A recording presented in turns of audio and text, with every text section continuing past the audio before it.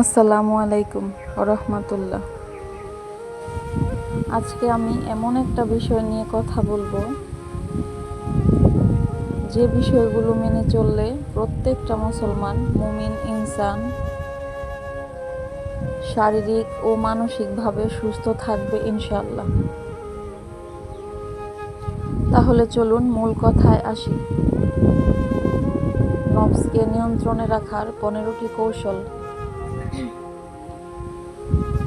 1. ফজরের পরে না ঘুমানোর অভ্যাস করুন।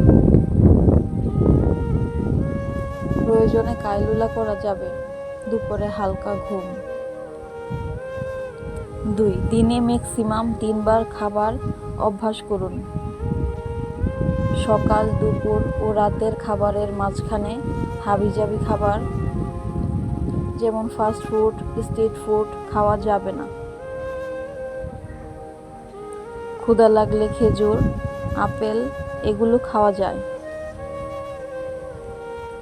3. প্রতিবেলা খাবার সময় যেটুকু খাবার যথেষ্ট বলে মনে হয় তার থেকে একটু কম খাবেন। 4. প্রয়োজনীয় কথা বলা থেকে বিরত থাকতে হবে। কোনো মন্তব্য করার আগে একবার চিন্তা করুন, এই কথাটা আপনি না বললে কি কোনো লস আছে?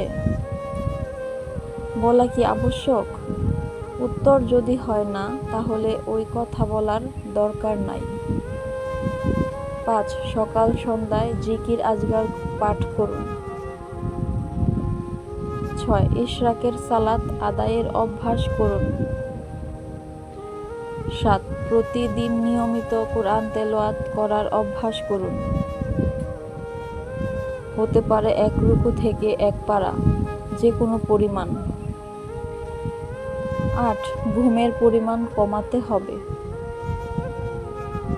9. ফজরের পর কিছুক্ষণ ব্যায়ামের অভ্যাস করুন। আর কিছু না পারলে 15-20 মিনিট জগিং করে এসে গোসল করুন। 10. দৃষ্টি অবনত রাখুন, না পারলে ওই সব জায়গা এড়িয়ে চলুন এবং সর্বাত্মক চেষ্টা করুন। 11. Facebook, YouTube, Twitter social media কম ব্যবহার করুন। 12. প্রতিদিন হিফজ করার জন্য একটা নির্দিষ্ট টার্গেট নিন। এটা প্রতিদিন 1 আয়াতও হতে পারে, কিন্তু টার্গেট পুরা করতে হবে, এটা খুব খুব গুরুত্বপূর্ণ। 13. বিশেষ করে রাতে ভরপেট খাওয়া পরিহার করতে হবে। 14. রাতে ঘুমানোর পূর্বে ওযু করে 2 রাকাত নফল সালাত আদায় করে নিন এবং ঘুম না আসা পর্যন্ত আস্তাগফিরুল্লাহ পড়তে থাকুন। 15. নিয়মিত তাহাজ্জুদের সালাত আদায়ের অভ্যাস করুন। ইনশাআল্লাহ রাব্বে কারিম আপনার অন্তরকে প্রশান্ত করে দিবেন।